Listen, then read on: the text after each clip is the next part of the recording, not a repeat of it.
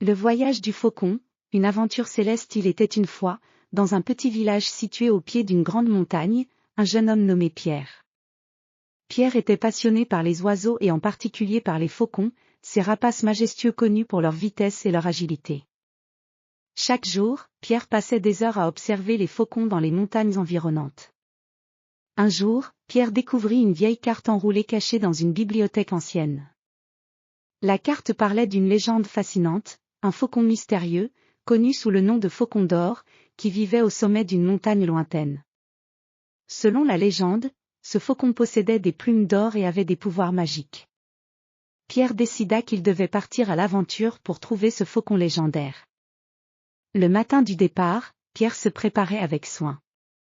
Il enfila ses vêtements de voyage, prit une grande sacoche remplie de provisions, d'outils pour l'escalade, et une paire de jumelles pour observer les oiseaux.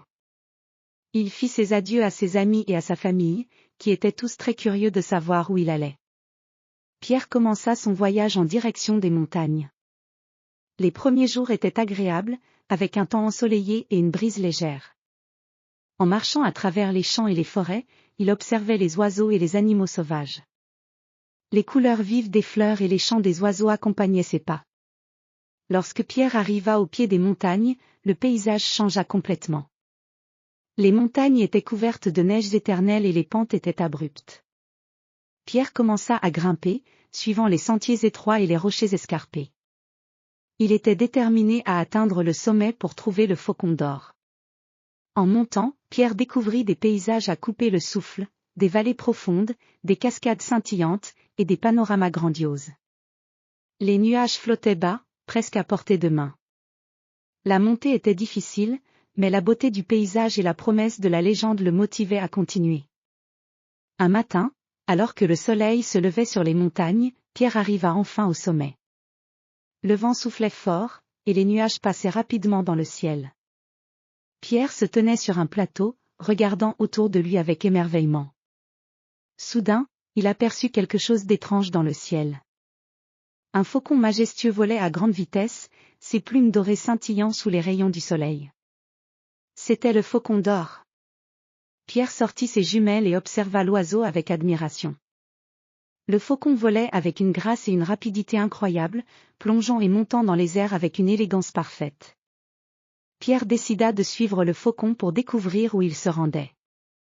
Il suivit le vol de l'oiseau à travers les montagnes, traversant des vallées et des ravins. Le faucon volait toujours en avant, comme s'il guidait Pierre vers quelque chose de spécial. Finalement, le faucon se posa sur un grand rocher, au bord d'une falaise surplombant un lac cristallin. Pierre s'approcha lentement, respectant la distance pour ne pas effrayer l'oiseau. Il observa le faucon de près et remarqua ses plumes dorées étincelantes. L'oiseau semblait calme et majestueux, et il regardait Pierre avec des yeux perçants. Pierre s'assit sur un rocher près du faucon et sortit un carnet pour noter ses observations. Il était fasciné par la beauté et la grâce de l'oiseau. Pendant qu'il écrivait, le faucon se redressa et déploya ses ailes dans un mouvement impressionnant. Pierre sentit une connexion profonde avec la nature et l'oiseau.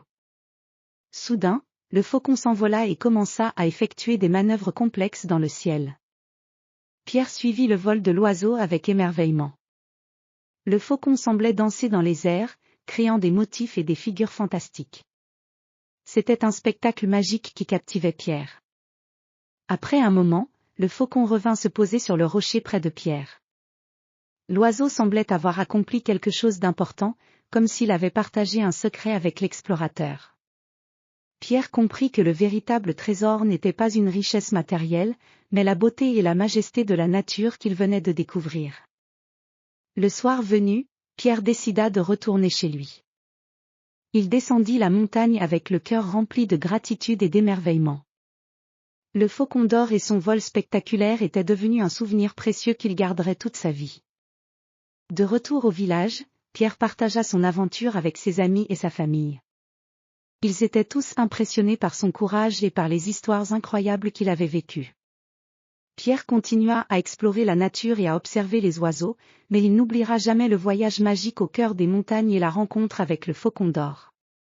Et ainsi se termine l'histoire de Monsieur Robert et de son aventure extraordinaire avec le Faucon d'Or. Les légendes et les mystères de la nature continuent d'émerveiller ceux qui osent les explorer.